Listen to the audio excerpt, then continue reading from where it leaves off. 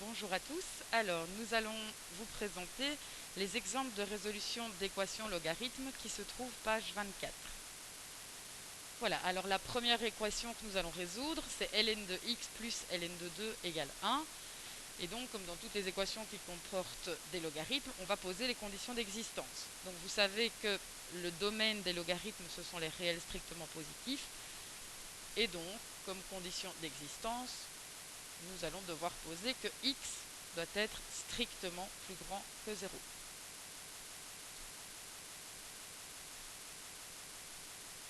Voilà, donc x strictement plus grand que 0. Alors, quand nous aurons résolu cette équation, on devra donc vérifier que nos solutions obtenues respectent bien cette condition. Alors, on va également commencer à résoudre. Alors, nous avons d'un côté des logarithmes népériens, de l'autre côté, nous avons 1.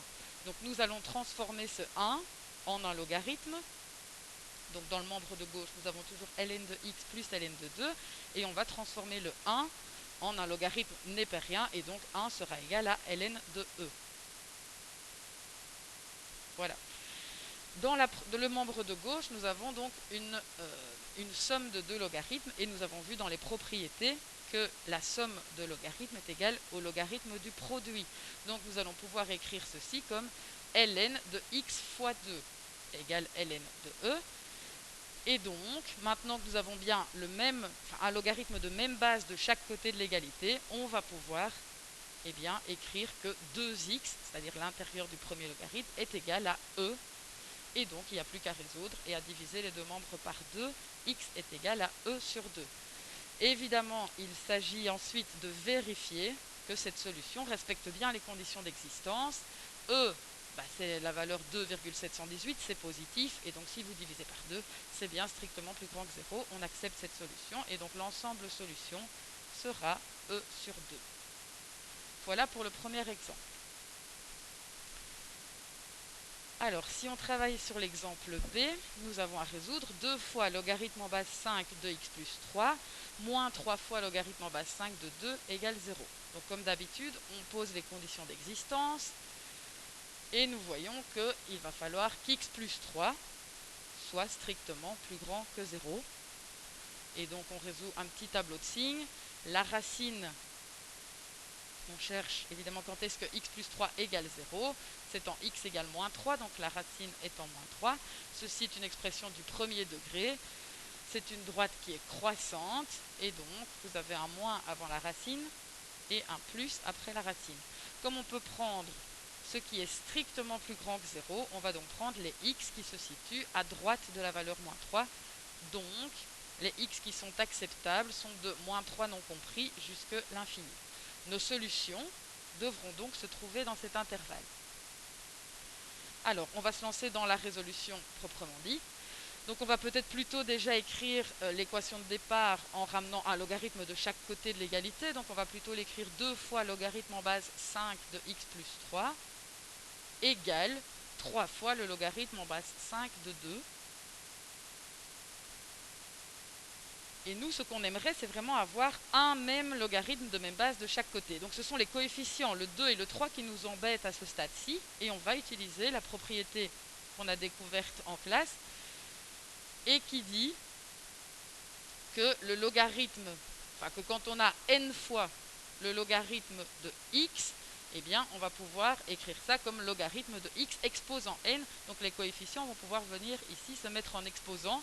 Et donc on va avoir le logarithme en base 5 de x plus 3 au carré est égal au logarithme en base 5 de 2 au cube.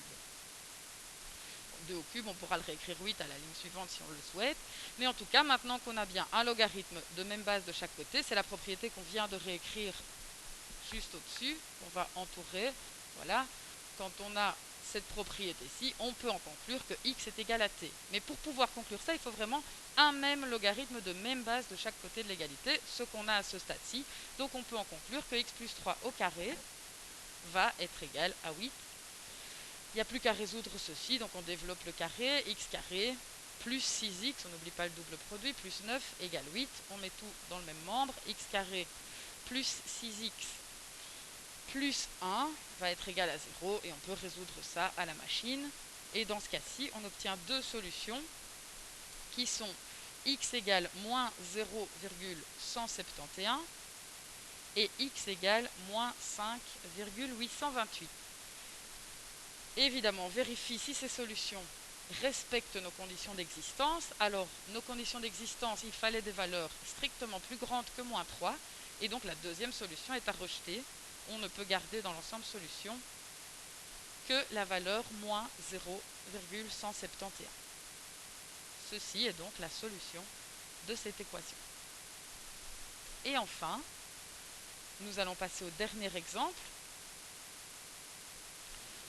Logarithme en base x de x plus 1 moins logarithme en base x de 0,2 égale 2.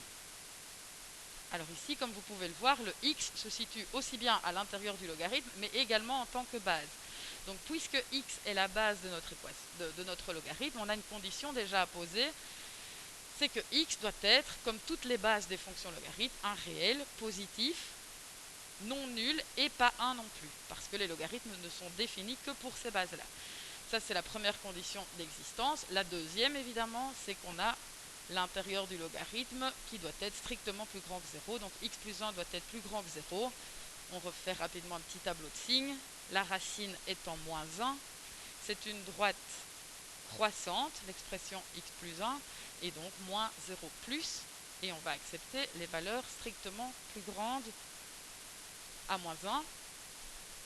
Alors attention quand même, il faut évidemment que l'on respecte les deux conditions d'existence. Donc il faut qu'à la fois notre x soit strictement plus grand que 0 et pas 1, et il faut aussi être plus grand que moins 1.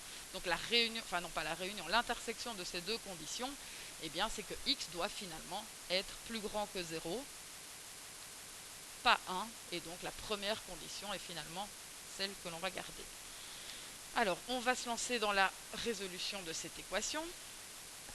D'un côté, on a des logarithmes en base x, on arrangera un petit peu après l'expression le membre de gauche. On va déjà peut-être transformer notre 2 en un logarithme. Et donc le 2, on va le transformer en un logarithme en base x, et ce sera donc logarithme en base x de x au carré, parce que comme ça, on a bien le logarithme en base x suivi de l'exponentielle en base x, qui sont deux fonctions réciproques, et donc cette expression-là nous donnera bien 2. Alors, dans le membre de gauche, on voit bien qu'on a une soustraction de deux logarithmes, et ça, c'est une propriété que l'on a étudiée ensemble. On va pouvoir écrire ça comme un seul logarithme, donc ce sera le logarithme d'un quotient, et on aura donc logarithme en base x de x plus 1 sur 0,2, qui va être égal au logarithme en base x de x carré, pardon. On va pouvoir donc écrire à présent que x plus 1 sur 0,2 va être égal à x carré. On peut multiplier les deux membres par 0,2. On va donc avoir x plus 1 égale 0,2 x carré. Équation du second degré où on va tout mettre dans le même membre. 0,2 x carré moins x moins 1 égale 0. On peut résoudre à la machine. On obtient deux solutions. X égale 5,854 et x égale moins 0,854. Et comme à chaque fois, on vérifie si ces solutions respectent les conditions d'existence. On devait prendre des valeurs strictement plus grandes que 0 et pas 1. Donc la valeur négative est à rejeter et nous pouvons garder dans l'ensemble solution la valeur 5,854. Ceci est donc la solution de notre équation numéro C. Voilà.